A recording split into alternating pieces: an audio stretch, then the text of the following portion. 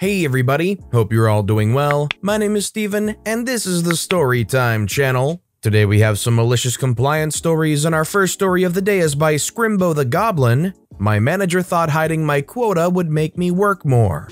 I started working at a chain supermarket in November 2019. I worked as a Cap 2 associate, stocking shelves, unloading trucks, stuff like that. My supervisor when I started was amazing. She had some higher expectations than possible for me only working there for a month, but generally, I would get a quota, say 8 hours, and would have to get that section done in that time frame. Anytime exceeding the 8-hour workday I had would warrant someone getting sent over from a smaller section of our department to help me wrap it up. Skip ahead another month, and she has to go on leave for about a month. My average quota gets up to about 14 to 16 hours a day, and our manager gets moved to the night shift. In comes a new manager. This guy was a nightmare. I stopped getting help in the juice and water section that I worked, and ended up with a few large pallets left at night for the overnight cruise because, like I said, I was getting 14 to 16 hour quotas to fulfill in my 8-hour shift. Once the DM stopped helping him make the sheets and gave him control, he started pulling me to the side and constantly told me to work faster, to which I would reply, "I'm working as fast as I can. I'm getting double the amount of work to do in the same amount of time." He doesn't listen. Then comes the first week of February. I check my department, still working in juice and water. Great, my specialty. I look over at the quota, it's blank. I think nothing of it, get my usual amount of pallets and don't finish them all. This goes on for about a week before he comes up to me again. "OP, you aren't getting your quota done on time." I can't get it done on time if I can't see the amount of time it's supposed to take. Plus, it hasn't changed in quantity since January. I'm still getting a bunch of freight to move to the floor. "You really need to start finishing your quota either way. Overnights are complaining." Can you at least send someone over from paper and chem? The fastest aisle's usually done in 4 hours. "No, you have to do what you can do." Here comes the malicious compliance. I still wasn't getting my quotas printed, but everyone else was. I timed how long it took me to unload and stock a pallet and an L cart, what they use to haul TVs to your vehicle and such. My average time was 1 hour 30 minutes for each pallet, which I had to move 2,500 pounds of liquids by myself onto the floor using a normal jack. Carts took me about 30 minutes. My average night had 2 carts and 7 to 8 pallets from the GM truck, and the product that gets pulled in the morning. Every day we had to unload trucks for a different department that worked the same as us and take an hour lunch. That takes up about an hour 20 out of my 8-hour workday. We also had to pull everything unloaded from the GM truck to the floor for overnights an hour before closing. From then on, I started checking out the pallets and carts, then wrote in the time that it would take me on the quota sheets. Still around 13 hours of labor on a light night, including unloading the other truck for the other department. I stop unloading the trucks that come in and taking half lunches and no breaks. They required 15-minute breaks 2 hours before and after lunch. I ask my friend in the aisle next to me if they can grab the coffee, tea, syrups, anything else that was technically theirs that I still had to stock for them. They had no problem with it, and it took about a full pallet and a cart away from my time. I started staying late and stopped pulling GM freight for the overnight crew. After a large check full of overtime and scolding from higher-ups on skipping my breaks, my manager finally says something. "Why aren't you helping out with the trucks?" He told me to just worry about my quota. "You need to start helping out your coworkers. And you can't skip breaks and lunches and work late. That gets me in trouble and you." Well, I need to get the quota done.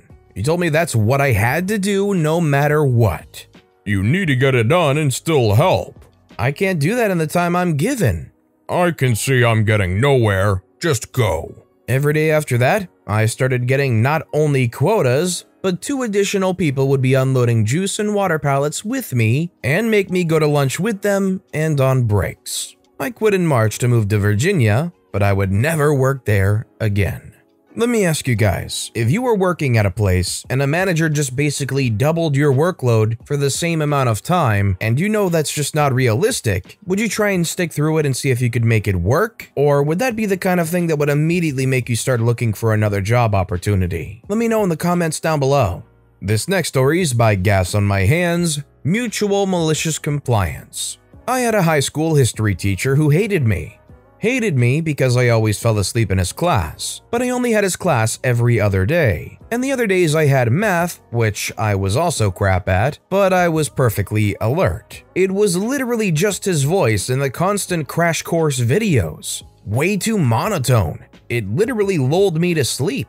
Anyway, end of the year final, he gave us several assignment options. 4 types of digital presentations, and the 5th choice was a 10-page essay about the life of a historical figure. I chose the essay. I wasn't initially trying to be maliciously compliant. I didn't realize the essay was placed there to lead us to the other group project choices, because he didn't want to grade the essay. Why not just not give the choice? I chose the essay because I was good at essays. And while I was also good at digital presentations, I wasn't in the mood to create one in a group. I preferred to work alone. So when I told him my choice, he sighed and asked who I wanted to write my essay on. I asked to do a certain literary figure, a legitimate historical figure, but not the kind he was looking for. He threw his hands up and said, "Sure, at least you're finally taking an interest." He had always thought I was being deliberately bad at the class and annoying. I believe here is where he thought I was again being annoying, so if that's what he thought, that was what I would be. I knew that there was not a whole lot of information about this guy's life, so in order to reach 10 pages, I pulled out all the tricks. I made all the punctuation 1 font size bigger. I spelled out dates in full, as well as full names every single time. For a gap in the timeline, I spent 3 paragraphs exploring what scholars theorized about the man. I expected to be called out for all of this and get a bad grade. I turned it in and watched him flip through it, literally just counted 10 full pages, and then wrote an A+ on the front. I suppose we were both being maliciously compliant to each other. I was waiting to find out who the literary figure was. I kind of feel somewhat dissatisfied now. I really thought the whole time the punchline was going to be the literary figure, not just the teacher being like, "Oh, yeah, 10 pages, alright, A+. This next story is by Vampire Wolf. I'm not allowed to ask the senior techs on another line? Okay then. 15 years ago, and fresh out of my course as an electronics technician, I got hired by a local telecom OEM. Nailed their interview exam because I was fresh out of class and knew the formulas. Go through the in-house soldering certification, and get tossed into production at almost double what minimum wage was. After about a month being taught all the production tests for my products, video on demand boards for head-end equipment at the provider level, 4 video boards, 2 chassis boards. Again, I've been taught how to run the testing and repair the common failures for each. 3:30 to midnight shift, so for most of my shift, the product support techs have gone home. Had a few boards that I was having issues fixing, and the senior tech on my line has long since specialized to the chassis side. But he did tell me who could help me with the video boards on another line that had been on this product for 4 or 5 years. So I'd wander 50 feet away to the other line to discuss the problem. We're talking 5 minutes of doing this on test X, getting Y reading, but the documentation isn't helping. Try these 3 parts. Now, we're putting out 150 boards in 8 hours, and I'd start my shift with 30 or 40 boards that failed a production test and have been put on the repair shelf. I got really good at fixing 4 or 5 issues, and day shift wouldn't even try to fix those ones because I'd got it down to a science after 3 or 4 months. On average, I'd have to ask a senior tech for advice once or twice a shift. About 6 months in, my line manager wanted to ask me something and I was on the other line. She flipped, insisted I stay at my repair station and not bother the other techs. Deal. I'll work on the boards that I can fix easily. Cue malicious compliance. After about 2 weeks, my productivity had dropped from 50 boards to about 35 to 40 a shift. Because I was only doing the boards for those 4 or 5 issues I could fix blindfolded. One was literally poking on 3 capacitors and watching the output to see which was bad. 4 boxes instead of 5, and I'd now waste an hour or so reading the documentation without fixing boards. And the days that I just spent programming boards and sending away to swap a chip were more like 20 repaired. After a month of not asking for advice, my productivity was down to half, but all my work and time was well documented in the system. including the days I'd worked on one board all shift. When she got her metrics for the month, I was pulled aside and quietly told I could ask the senior techs for advice again. I transferred from production into warranty after a year and created the documentation for a new product we bought for wireless data. 5 test failures, 8 possible parts, and repairing pallets of 300 units a week myself, including swapping chips that I wasn't allowed to do in production. When I left there after 4.5 years, I had been promoted twice more and was giving directions to that production manager's direct boss. Sometimes you just can't beat the advice of a more seasoned vet, and in a highly technical setting, anybody that can pass down any tip or trick or just advice, you should really push for that stuff getting out there, being able to have those conversations. It's the next best thing, short of having somebody write a full documentation on possible issues and the potential fixes related to them. It's the next best thing, short of having somebody write a literal documentation on possible issues and the related potential fixes. Our next story is by External Art. My manager makes a big fuss that we are to work from home, makes us text her every break we have. Okay. My manager likes micromanaging, and she used to hate us for coming into work even 1 minute late. Literally. We can't leave early. If we are to work a 9 to 5 shift, we literally have to be at work at 9 and only leave when the clock hits 5. Okay. She also makes us tell her when we go on our lunch breaks and when we go to the bathroom. Cut to March 2020. She was given the okay from higher-ups that we can work from home. You can tell by her hesitancy that she didn't like the idea of that because she would lose her micromanaging ability, but complied because it was outside of her ability to decide whether we can or not. She sent us a formal email the night before we were sent home to work that included instructions for us to text her when we were away from the computer. Example, lunch breaks. Cut to the malicious compliance. I decided to text her when I was going on my break, when I came back, and every time I went to the bathroom. Now that means in total, I would send her about at least 5 different texts a day.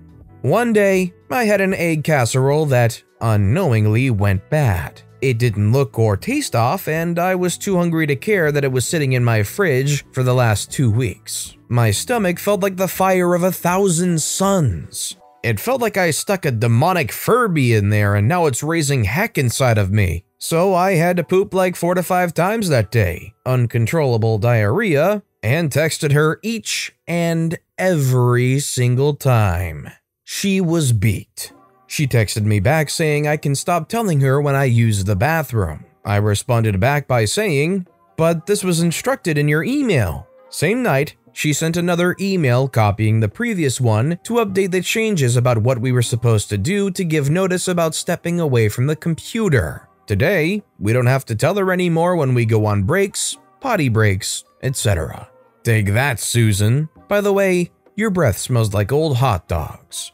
There's gotta be some level of joy to be had in that moment where Susan realizes they can't micromanage anybody the way they want to or the way they have been anymore because they're all working from home. You'd almost expect these micromanager types to demand that you have to be on a Zoom call the entire time you're working. That way they can micromanage you properly. Could you imagine that? Oh god.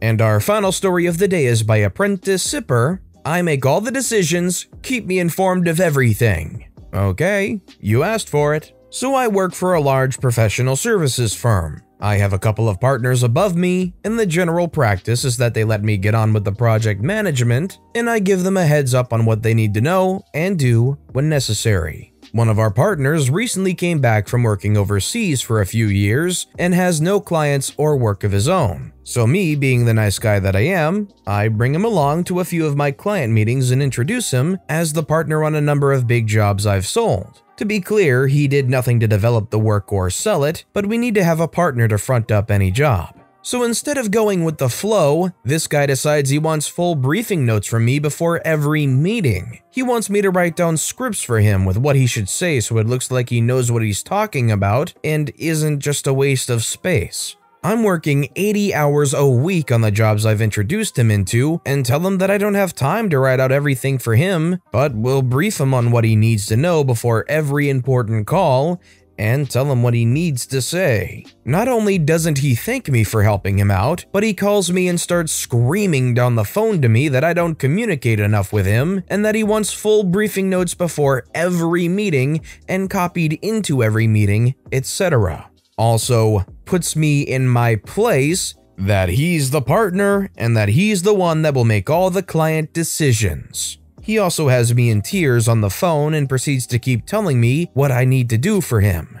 Fine, here comes the malicious compliance. Each job probably generates about 40 or 50 emails a day between me, my team, and the client. Lots of info being exchanged and the client asking for decisions to be made and calls to be scheduled. I tell my 3 teams to copy him into every email. Every question asked by the client is directed to him to answer in every email. Every little catch-up meeting he is invited to, no matter how trivial or important.